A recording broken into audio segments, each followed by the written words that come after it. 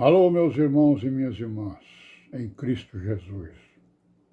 Pai seja com todos nós nesse dia, 4 de março, de 2022. Vamos dar graças a Deus, por tudo que Ele nos tem dado, pela vida, pela redenção, pelo pão de cada dia, pelos livramentos, irmãos? Pelo entendimento que Ele nos tem dado, pela igreja, pelo sangue, que Jesus derramou no madeiro, pela sua morte, pela sua ressurreição, e pela proteção que Ele tem sobre a igreja, e para a igreja. E estamos aqui dando graça a tudo isso e pedindo mais proteção, irmãos? Porque os nossos inimigos da nossa salvação, eles são numerosos, invisíveis, astutos e poderosos, São poderosos, mas não são mais poderosos do que a palavra e do que a igreja, Que as portas do inferno não prevalecerão contra ela. E é nisso aí que nós nos agarramos, irmãos?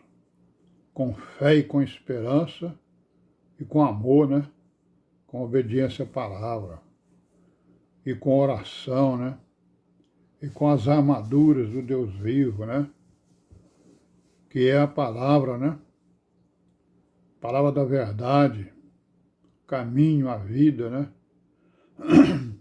a ressurreição, que é o Filho do Deus vivo, Senhor Jesus, aquele que era, que é e que há de ser, e que virá, e que nós estamos esperando, porque Ele prometeu que viria buscar a sua igreja e depois viria para governar 1000 anos sobre a terra,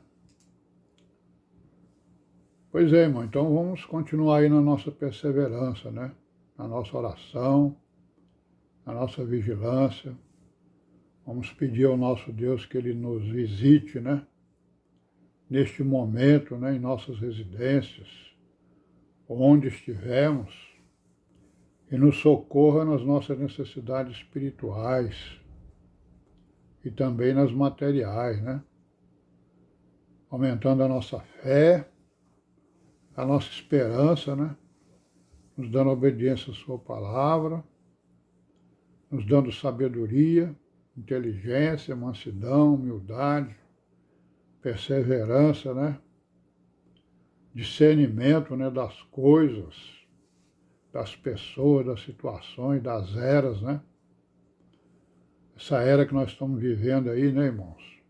Era cheia de confusão, Quem nasceu, por exemplo, de 1940 para cá, como eu, por exemplo, e muitos irmãos, estamos aí presenciando essas eras, de guerras, de disputas, disputas por ideias, mas principalmente disputas por riquezas, por poderes, poderes terrenos. E nós da igreja estamos aqui com o poder divino, O poder que realmente governa o mundo, Que tem que cumprir todos os desígnios do Criador, Então a igreja está aqui para quê? Para avalizar, e para fazer cumprir, os desígnios do Deus Criador, dos céus e da terra e do seu Filho Jesus Cristo.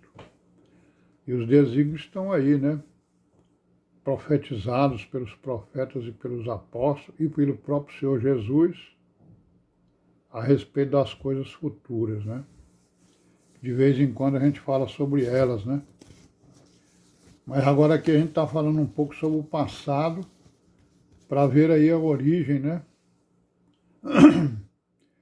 das heresias, das falsas doutrinas, das doutrinas contrárias, né? A doutrina apostólica, a doutrina do Senhor Jesus, a doutrina da igreja, né? Que tem enganado muita gente, né?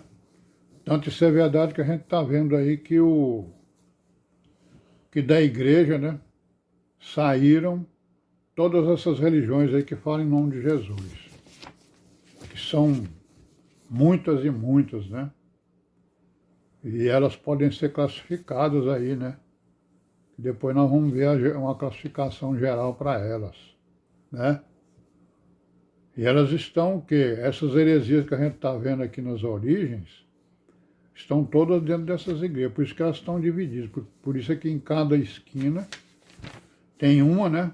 Que fala em nome de Jesus, mas que aquele Jesus aí não é o Jesus que veio aqui fazer a redenção, né? Fazer aquele sacrifício perfeito. Então aqui nessa história das heresias, nós estamos falando aqui de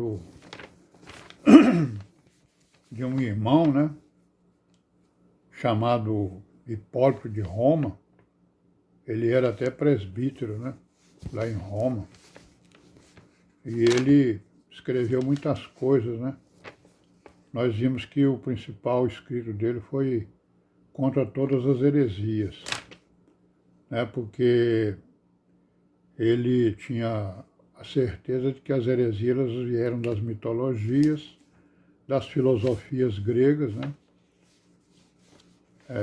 E aí então ele, nesse escrito dele lá, ele fez fez um estudo, né? E um resumo de todos os filósofos que apareceram na face da Terra até aquele momento, né? Então ele expõe as doutrinas, né, desses filósofos, cada um tinha a sua escola, né? E ele apresenta então os filósofos da escola da natureza, né? O mais importante deles é o Pitágoras, né?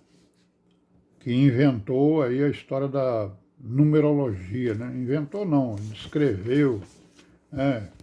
E falou um monte de coisa sobre a numerologia, né? Mas tem outros, né? São muitos eles. E ele também fala dos filósofos da ética, né? Ou do comportamento, né? O mais importante dele foi o Platão, né?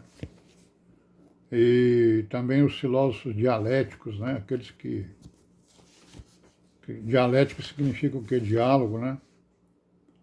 E o mais importante deles foi o Aristóteles. Então ele faz aí um estudo sobre eles, né? Depois ele faz um estudo também sobre o brahmanismo, né? Os brahmanes, né? Lá da Índia, lá do Oriente, né? Os celtas, né? Lá da Inglaterra e da França, né? Atualmente, né?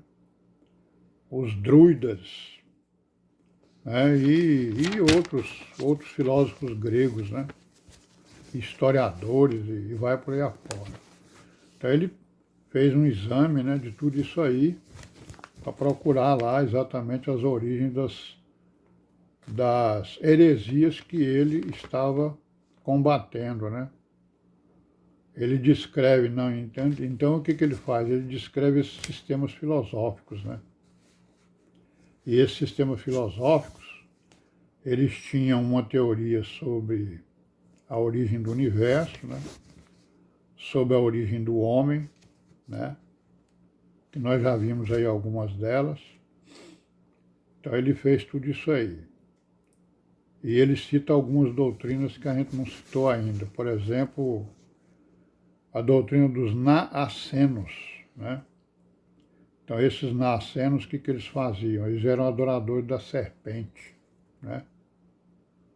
E a doutrina deles apresenta um personagem que é hermafrodita, né?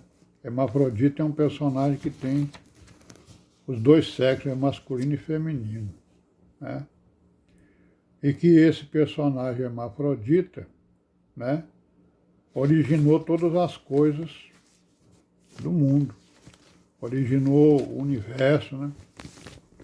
Então, o Criador, né? Para eles, o Criador do universo e de todas as coisas que nele tem foi a serpente, onde nós chegamos, né? E ele fala também nos docetistas, no monoísmo, enfim, fala em várias heresias que nós vamos ver depois aí. E vamos parar por aqui hoje, até amanhã, se Deus quiser, e paz seja com todos nós.